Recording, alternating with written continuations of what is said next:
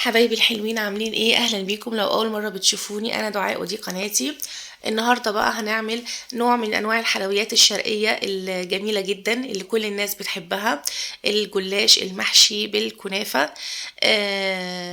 عايزه اقول لكم طعمه حلو جدا جدا جدا، طالع لونه ذهبي تحفه، شكله كمان حلو جدا جدا، محشي بحشوه الكنافه. بصي الكنافه واخده لون ذهبي حلو قوي ازاي، والجلاش طالع معايا تحفة جدا. بصي جماله، بصي عامل ازاي، لون ذهبي موحد، شكله حلو جدا. كل التريكات وكل التفاصيل اللي هتطلع معاكي الجلاش احلى من المحلات هتعرفيها معايا. بس يلا نصلي ونسلم على سيدنا النبي عليه افضل الصلاة والسلام ونشوف المقادير والطريقة. هبدأ أول حاجة هعمل الشربات بتاع الجلاش، علشان الجلاش بيتسقي بالشربات بيكون بارد. هروح على البوتاجاز وهحط كوبايتين من السكر، عليهم كوباية من المية، يعني السكر ضعف المية علشان الشربات بتاعي لازم يكون تقيل. وأول ما السكر يدوب كده ما بقلبوش خالص بالمعلقة، أول ما يدوب معايا ويبدأ كده في مرحلة الغليان بعصر نص ليمونة وأسيبه 10 دقايق على البوتاجاز، وبعد كده بطفي عليه وكده الشربات بتاعي بيكون جاهز. بعد كده عندي بقى هنا نص كيلو من الكنافة أو ممكن كمان ربع كيلو، لأن لفة الجلاش مش هتاخد النص كيلو كله يعني. وبكون حطاها في الفريزر قبلها بيوم علشان تبقى سهلة معايا إن أنا أفكها كده من التجميد وأكسرها بالشكل ده زي ما انتي شايفة معايا، لغاية ما تبقى بودر كده في إيدي زي ما انتي شايفة كده. كمان ممكن تحطيها في الكبة هتبقى سهلة معاكي. ولو برضو كنافة فريش عادي جدا هتقطعيها برضو بايديكي كده كويس، وبرضو تضربيها في الكبة هتبقى حلوة معاكي. بعد كده بقى باخدها واروح على البوتاجاز واحطها بقى على صينيه كده، واحط فيها احط معلقتين حلوين كده، او مش معلقتين يعني، بحط حوالي ربع كوبايه من السمنه. وبعد كده بنزل بالكنافه وايدي فيها بقى ما بسيبهاش خالص يا جماعه لغايه ما تتحمر معايا، لان انا لو سبتها ممكن تتحرق، تبقى هنا لون وهنا لون، فانا عايزه اللون بتاعها يبقى موحد. بفضل اقلب فيها كده لغايه بصوا اخدت معايا اللون الذهبي الحلو اللي انا عايزاه، اللون الكنافه كله موحد مش حته غامقه او حته فاتحه.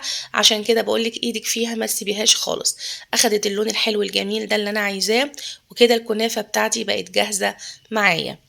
اللهم صل وسلم وبارك عليك يا حبيبي يا رسول الله. بس كده اخدت الكنافة بقى فضيتها في بولة كده علشان اشتغل بيها.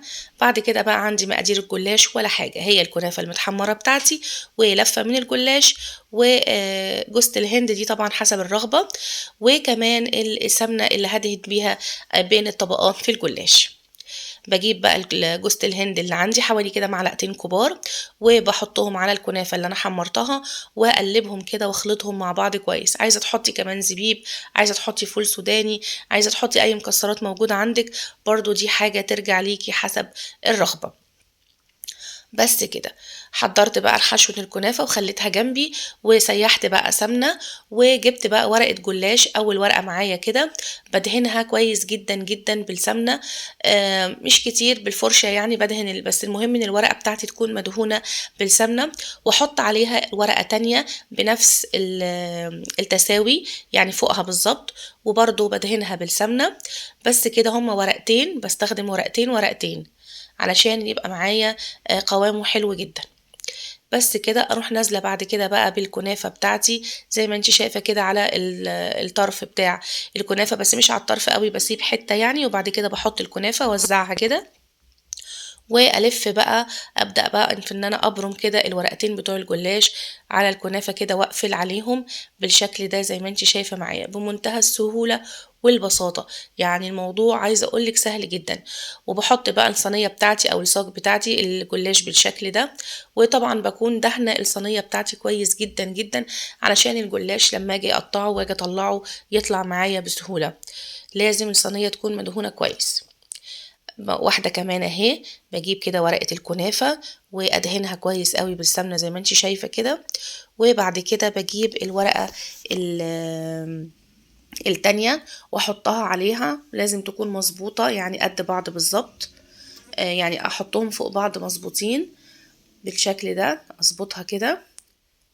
وادهن برضو الورقة التانية بالسمنة عايزة اقول لكم ليه بندهن بقى بين كل ورقة وورقة، علشان الجلاش بتاعي يبقى مورق، يبقى مورق كده وحلو، ويبقى هش كده وخفيف. لكن لو انا ما دهنتش هيبقى تحسيه هيبقى مش مورق، هيبقى كابس كده ولازق في بعضه، مش هيديني نتيجة كويسة. بس كده. وابدأ بعد كده احط الكنافة وابرم زي ما انت شايفة كده، الف واحط في الصاج بتاعي اللي مدهون، واحط كده زنقهم كده جنب بعض بالشكل ده لغاية ما بخلص بقى لفة الجلاش اللي معايا كلها. وبعد كده بقى ابدأ في ان انا اقطعه، بقطع بقى كده زي ما انت عايزة كده. انا قطعته كده ايه، بالشكل ده. عايزة تقطعيه تقطيعة مختلفة، عايزة تقطعيه بزاوية شوية بالورب، دي حاجة ترجع ليكي على حسب زي ما انت عايزة تقطعيه. بعد ما بقى قطعته كويس اروح دهناه بقى بسمنة تاني من على الوش. طبعا هو الورقة اللي تحت مش مدهونة، فبدهن الوش علشان يتحمر معايا وياخد لون ذهبي. فكده هياخد لون معايا حلو جدا من تحت ومن فوق، هيبقى اللون معايا موحد. بس كده اتأكد ان انا دهنته كويس وادخله فرن على درجة حرارة متوسطة، 180، لحد ما يتحمر معايا. واتابعه لانه ما بياخدش وقت خالص، الجلاش من الحاجات يا جماعة اللي ما بتاخدش وقت خالص في الفرن. فاتابعه كل شوية لغاية ما ياخد اللون الحلو ده زي ما انتوا شايفين كده معايا. بعد كده بقى الشربات بتاعي بيكون جاهز. زي ما قلتلك الشربات بيكون بارد والجلاش بتاعي بيكون سخن، فبنزل بقى بالشربات البارد كده على الجلاش. بصي قوام الشربات معايا تقيل وحلو ازاي. الشربات بتاعك زي ما قلتلك اهم حاجة انك انتي ما تسيبهوش يغلي كتير على البوتاجاز، هي 7 دقايق 10 دقايق بالكتير وتطفي عليه، وبيكون معاكي نتيجته حلوة جدا. بصي جماله وهو ماسك كده بالشربات، تحفة تحفة تحفة. بصي بقى وانا بطلعه كده خطير، ولا لازق في بعضه، ولا بيتكسر منك، ولا اي حاجة خالص، متماسك وحلو جدا جدا.